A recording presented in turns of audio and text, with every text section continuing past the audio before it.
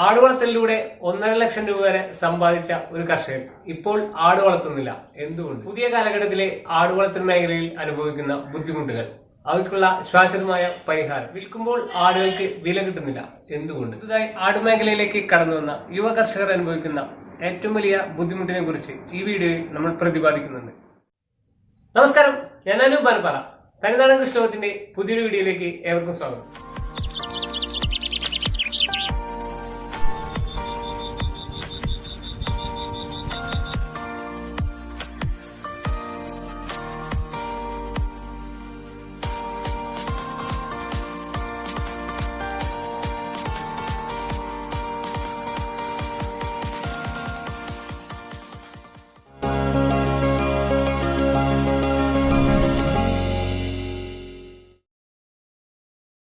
കൂട് നിറയെ ആടുകളുള്ള ഒരു ഫാമായിരുന്നു ഇത്.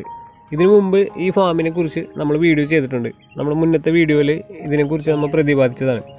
ആ സമയത്ത് നമ്മളിവിടെ വീഡിയോ എടുക്കാൻ വരുമ്പോൾ ഈ കൂട്ടിൽ നിറച്ച ആടുകളായിരുന്നു. ആടിൻ്റെ കുഞ്ഞുങ്ങളൊക്കെ ആയിട്ട് നല്ല രീതിയിലായിരുന്നു ആട് കച്ചവടം മുന്നോട്ട് വരുന്നത്. പക്ഷെ ഇപ്പോൾ ഈ കൂടുകളൊക്കെ കാലിയാണ്. ഇത് കണ്ടില്ലേ, കൂടിൻ്റെ ഉള്ളിൽ പട്ടിനെയാണ് കെട്ടിയിരിക്കുന്നത്. ആട്ടുംകൂട്ടിൽ പട്ടിനെ കെട്ടുമ്പോഴുള്ള അവസ്ഥ നിങ്ങളും ചിന്തിക്കുക. പക്ഷേ ഇതൊരിക്കലും നഷ്ടത്തിൻ്റെ അവസ്ഥയല്ല. ഈ കർഷകൻ ആട് വളർത്തലിലൂടെ ലാഭം ഉണ്ടാക്കിയ ഒരു കർഷകനാണ്. എന്നാൽ ഇപ്പോൾ അദ്ദേഹം ആട് വളർത്തുന്നില്ല. പക്ഷേ ആട് വളർത്താത്തത് ആട് കച്ചവടം നഷ്ടത്തിലായതുകൊണ്ട് അല്ല. അതാണ് നമ്മൾ ഈ വീഡിയോയിൽ പ്രതിപാദിക്കുന്നത്. ഇപ്പോൾ നിങ്ങൾ വിചാരിക്കുന്നുണ്ടാവും, പട്ടീനെ കൂട്ടി കെട്ടിയിട്ട് ആട് കച്ചവടം നഷ്ടത്തിലല്ല എന്ന് പറയുന്നത് എന്തുകൊണ്ടാണെന്ന്. പക്ഷേ ഇവിടെയാണ് ഇദ്ദേഹം മികച്ച ഒരു ആട് കർഷകനാവുന്നത്. അതായത് കാലഘട്ടം അനുസരിച്ച് കച്ചവടം ചെയ്യാനായിട്ട് ഇന്നത്തെ കാലഘട്ടത്തിലെ യുവാക്കളായിട്ടുള്ള അല്ലെങ്കിൽ പുതുതായിട്ട് ആട് മേഖലയിലേക്ക് കടന്നു വരുന്നവർ പഠിക്കണമെന്നാണ് ഞാൻ ഈ വീഡിയോയിലൂടെ പ്രതിപാദിക്കുന്നത്, അല്ലെങ്കിൽ പറയാൻ ആഗ്രഹിക്കുന്നത്. കാരണം ഒരു സംഭവം ലാഭം അല്ലാത്തൊരു കാലഘട്ടത്തിൽ, അല്ലെങ്കിൽ അതുകൊണ്ട് ഉപജീവനമാർഗം മുന്നോട്ട് പോകാൻ പറ്റാത്തൊരു കാലഘട്ടത്തിൽ ഒരു കാരണവശാലും നമ്മൾ അതുമ്മലേക്ക് ഇൻവെസ്റ്റ്മെൻറ്റ് ചെയ്യരുത്. അതിന് വലിയൊരു ഉദാഹരണമാണ് ഈ കർഷകൻ. കുറഞ്ഞ മുതൽ മുടക്കിലാണ് ഇദ്ദേഹം ആട് വളർത്തൽ ആരംഭിച്ചത്. ആട് വളർത്തൽ ആരംഭിക്കുന്ന സമയത്ത് കൂട് നിർമ്മാണത്തിനായി ചെലവാക്കിയ തുക അദ്ദേഹത്തിന് ഗോഡ് സാറ്റർഡേ സ്കീം വഴി അത് തിരികെ ലഭിച്ചു. മഹാത്മാഗാന്ധി ദേശീയ ഗ്രാമീണ തൊഴിലുറപ്പ് പദ്ധതി പ്രകാരം അദ്ദേഹത്തിന് 10 ദിവസത്തെ കൂലി അവിടെ നിന്ന് എഴുതി വാങ്ങിക്കാനായിട്ട് സാധിച്ചു. അപ്പോൾ അങ്ങനെയുള്ള രീതികളിലൊക്കെ അദ്ദേഹത്തിന് ലാഭമാണ് ഉണ്ടായത്. പിന്നീട് കൂട്ടിലേക്ക് ആവശ്യമായ ആടുകളെ കുറഞ്ഞ ചിലവിൽ ഒരു 30,000 രൂപ ബഡ്ജറ്റിൽ 2 ആടുകളെ അല്ലെങ്കിൽ 3 ആടുകളെ വാങ്ങിച്ചു. അതിൻ്റെ കുട്ടികളെ പ്രസവിച്ച് കിട്ടിയ കുട്ടികൾ 3 ആട് പ്രസവിച്ചപ്പോൾ 6 കുട്ടികളുണ്ടായിരുന്നു. അങ്ങനെ 6 3 9 കുട്ടികളായിട്ട് നല്ല രീതിയിലായിരുന്നു നമ്മൾ വീഡിയോ എടുക്കാൻ വന്ന സമയത്ത് ഫാം മുന്നോട്ട് പോയിക്കൊണ്ടിരുന്നത്. ലോക്ക്ഡൗണിൻ്റെ കാലഘട്ടത്തിലാണ് ആട് വളർത്തൽ മേഖലയിലേക്ക് അധികം ആളുകൾ കടന്നു വന്നത്. ആ സമയത്ത് ആടിനുണ്ടായിരുന്നൊരു വില എന്ന് പറയുമ്പോൾ നമുക്ക് ചിന്തിക്കാൻ പറ്റാത്ത രീതിയിലായിരുന്നു ആടുകൾക്ക് വില. അന്യ സംസ്ഥാനത്തു നിന്ന് വരുന്ന ആടുകൾക്ക് വരെ ഒരുപാട് വില കൊടുത്ത് നമ്മൾ വാങ്ങിച്ചിരുന്ന ഒരു കാലഘട്ടം ഉണ്ടായിരുന്നു. നാട്ടിലുള്ള മലബാറിക്കൊക്കെ ആണെങ്കിൽ പൊന്നും വിലയായിരുന്നു. ആ ഒരു സമയത്ത് ആട് വളർത്തൽ തുടങ്ങിയ ഈ കർഷകൻ നല്ല രീതിയിൽ അന്നത്തെ മാർക്കറ്റ് വിലയ്ക്ക് എല്ലാ ആടുകളെയും വിറ്റു. അതിൽ നിന്നും നല്ല രീതിയിൽ ലാഭമുണ്ടാക്കി. പിന്നീട് ഇപ്പോൾ ഈ ഒരു കാലഘട്ടം നമ്മൾ ചിന്തിച്ച് നോക്കുകയാണെങ്കിൽ, അല്ലെങ്കിൽ എടുത്തു നോക്കുകയാണെങ്കിൽ, ഈ ഒരു കാലഘട്ടത്തിൽ ആടിന് വെറുതെ കൊടുത്താൽ വരെ ആൾക്കാർ കൊണ്ടുപോകാത്തൊരു കാലഘട്ടത്തിലാണ് ഇന്ന് ആട് വളർത്തൽ മേഖല വന്ന് നിൽക്കുന്നത്. അപ്പോൾ ഈ ഒരു കാലഘട്ടത്തിലേക്ക് ഒരുപാട് ആടുകളെ നിർത്താതെ അതിൽ നിന്നും കിട്ടിയ വിലയ്ക്ക് അല്ലെങ്കിൽ ലാഭം ഉണ്ടാക്കിയ സമയത്ത് ആടുകളെ വിറ്റ് അവസാനിപ്പിച്ച് ആട് വളർത്തൽ മേഖലയിൽ സജീവമായിട്ട് നിൽക്കുന്ന ഈ ഒരു കർഷകൻ ഗതികേടിൻ്റെ പുറത്തല്ല ഇദ്ദേഹം ഈ കൂട്ടിൽ പട്ടിനെ കയറ്റി കെട്ടിയിരുന്നത്. കാരണം ആളുടെ പട്ടിനെ കെട്ടാനായിട്ട് ആൾക്ക് വേറെ സൗകര്യം ഉണ്ടായിരുന്നില്ല. അപ്പോൾ കൂട് ഒഴിഞ്ഞ് കിടന്നപ്പോൾ ആൾ കൂട്ടിൽ പട്ടിനെ കയറ്റി കെട്ടിയെന്ന് മാത്രമേ ഉള്ളൂ. ഞാനപ്പോൾ പറഞ്ഞു വന്നത് എന്താണെന്ന് വെച്ച് കഴിഞ്ഞാൽ, ഈ ഒരു കാലഘട്ടത്തിൽ ആട് വളർത്തൽ മേഖല അനുഭവിക്കുന്ന ഒരു പ്രതിസന്ധി, അതായത് വില കിട്ടുന്നില്ല. വിൽക്കുന്ന സമയത്ത് ആടുകൾക്ക് വില കിട്ടുന്നില്ല എന്നുള്ളതാണ് ഈ ഒരു കാലഘട്ടത്തിൽ ഈ ഒരു സമയത്ത് കർഷകർ അനുഭവിക്കുന്ന ഏറ്റവും വലിയ ദുരിതം. അങ്ങനെ വെച്ച് ചിന്തിക്കുമ്പോൾ ഈ ഒരു കർഷകൻ മികച്ച കർഷകനാണ്. ഇപ്പോൾ തൽക്കാലത്തേക്ക് അദ്ദേഹം ആട് വളർത്തൽ നിർത്തുകയാണ്. ആടുകളൊക്കെ വിറ്റ് അവസാനിപ്പിച്ചു. ഇപ്പോൾ ബാക്കിയുള്ള ഈ ഒരു കുഞ്ഞും ഈ തള്ളിയും 2 കുഞ്ഞുങ്ങളും അതിന് അദ്ദേഹം ഇപ്പോൾ വിൽക്കും.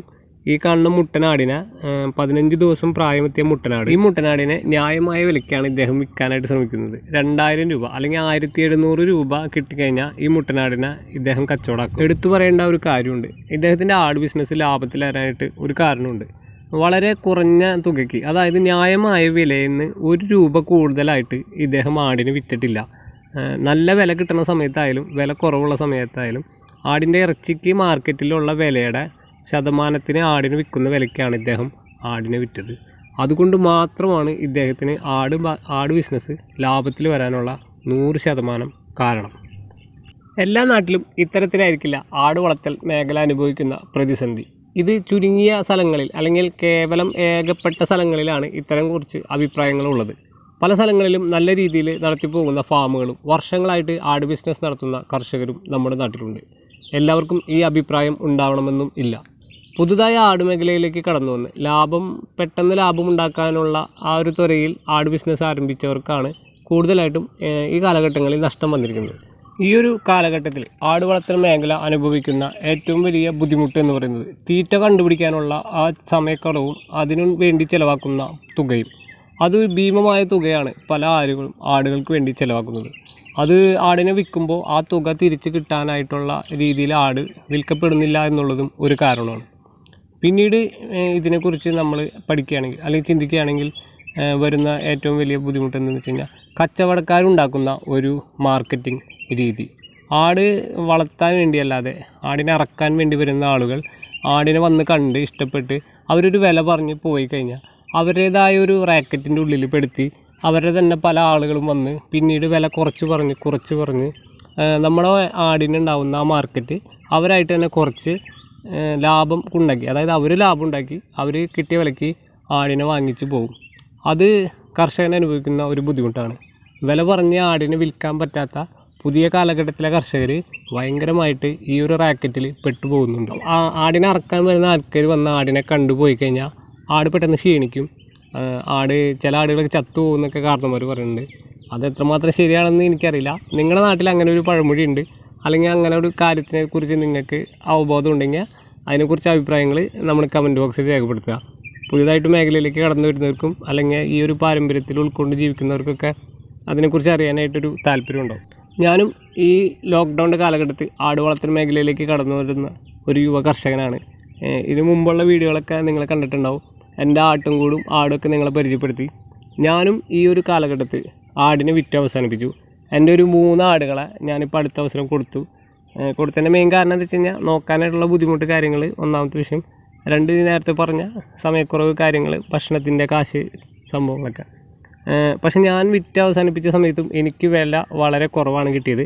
പക്ഷെ ഞാൻ വാങ്ങിച്ച ആടിൻ്റെ വില വെച്ച് കമ്പയർ ചെയ്യുമ്പോൾ എനിക്ക് ലാഭത്തിലായിട്ടുള്ള വേണ്ടി നമുക്കതൊരു വലിയ നഷ്ടമെന്ന് പറയാനായിട്ട് പറ്റില്ല. ഈ ഒരു കാലഘട്ടത്തെ അതിജീവിച്ച് അല്ലെങ്കിൽ പഴമക്കാരായിട്ടുള്ള ആളുകൾ വർഷങ്ങളായിട്ട് ആട് വളർത്തിപ്പോരുന്നവർ അനുകൂലിക്കുന്ന ഒരു രീതി അവലംബിച്ചുകൊണ്ട് ഈ ഒരു കാലഘട്ടത്തിൽ ആട് വളർത്തൽ കർഷകനാവാനായിട്ട് ശ്രമിക്കുക. ലാഭം ഉണ്ടായ രീതിയിൽ ആടുകളെ വിൽക്കാനായിട്ട് ശ്രമിക്കുക. ഞാനീ പറഞ്ഞോളം ഏകദേശപ്പെട്ട ഒരു സ്ഥലങ്ങളിൽ മാത്രമാണ് ഇത്തരത്തിലുള്ള പ്രശ്നങ്ങളൊക്കെ ഉള്ളത്.